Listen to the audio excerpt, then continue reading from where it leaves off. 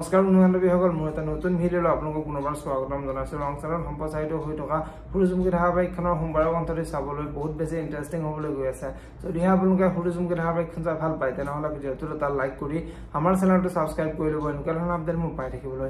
সূৰুযমুখী ধাৰাবাহিকখনৰ যোৱাদিখনত দেখিবলৈ পাইছিলে সুৰভিয়ে গৌৰাংগই বাৰু ত্ৰিদীপক কথাবোৰ কৈ দিলে নেকি, ত্ৰিদীপে কথাবোৰ গম পালে সি মোক ঘৃণা কৰা হ'ব আৰু ত্ৰিদীপৰ ঘৃণা মই কেতিয়াও সহ্য কৰিব নোৱাৰোঁ, গতিকে মই এতিয়া ত্ৰিদীপলৈ ফোন কৰিব লাগিব বুলি ত্ৰিদীপলৈ ফোন কৰিছিলে আৰু ত্ৰিদীপলৈ ফোন কৰি তোমাৰ ভালনে বুলি ত্ৰিদীপক সুধিছিলে আৰু এতিয়া ত্ৰিদীপে মই ভালে আছোঁ আৰু পৰিও এতিয়া অলপ সুস্থ হৈ উঠিছে, দুটা এটা কথা ক'ব পৰা হৈছে বুলি সুৰভিৰ আগত কৈছিলে। আৰু এতিয়া সুৰভি বহুত চিন্তাত পৰিছিলে আৰু সুৰভিয়ে ভালে হৈছে, এতিয়া তোমালোকৰ সংসাৰখন সুখৰ হওক বুলি ফোনটো কাটি দিছিলে। আৰু সুৰভিয়ে যদিহে পৰিহে কথাবোৰ ক'ব পৰা হয় তেনেহ'লে মই বেয়াকৈ ফচিব লাগিব বুলি সুৰভিয়ে চিন্তা কৰিছিলে। আনফালে ত্ৰিদীপে সুৰভি তুমি বেছিদিন নাই ধৰা পৰিবা বুলি চিন্তা কৰা দেখিবলৈ পাইছিলে আৰু আজিৰখনত দেখিবলৈ পাব গৌৰাংগই পৰিলৈ ফোন কৰিব আৰু পৰিলৈ ফোন কৰি তোমাৰ ভালনে বুলি পৰি সুধিব আৰু এতিয়া পৰি বহুত খং উঠিব আৰু পৰিয়ে তুমি মোলৈ কিয় ফোন কৰিছা বুলি গৌৰাংগৰ ফোনটো কাটি দিব।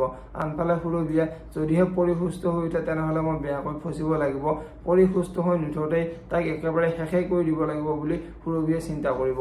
এতিয়া বাৰু সুৰভিয়ে পৰিৰ লগত কি কৰিব দেখিবলৈ পাব সূৰুযমুখী ধাৰাবাহিকখনৰ আজিৰ খণ্ডটিত। আনফালে আজিৰ খণ্ডটিত অনুৱে অঞ্চুক নহয় তুমি মোৰ লগত থাকিবা, নহয় তুমি প্ৰিয়াৰ লগত থাকিবা, আজিয়ে তুমি ডিচিশ্যন ল'ব লাগিব, মই আৰু এইবোৰ সহ্য কৰি থাকিব নোৱাৰোঁ, নহ'লে মই আজিয়ে ঘৰৰ পৰা ওলাই যাম বুলি অঞ্চুৰ আগত ক'ব। এতিয়া বাৰু অঞ্চুৱে কি সিদ্ধান্ত ল'ব দেখিবলৈ পাব সূৰুযমুখী ধাৰাবাহিকখনৰ আজিৰ খণ্ডটিত। যদিহে আপোনালোকে সূৰুযমুখী ধাৰাবাহিকখন চাই ভাল পায় তেনেহ'লে ভিডিঅ'টোত এটা লাইক কৰি আমাৰ চেনেলটো ছাবস্ক্ৰাইব কৰি ল'ব, এনেকুৱা ধৰণৰ আপডেট মই পাই থাকিবলৈ। ধন্যবাদ।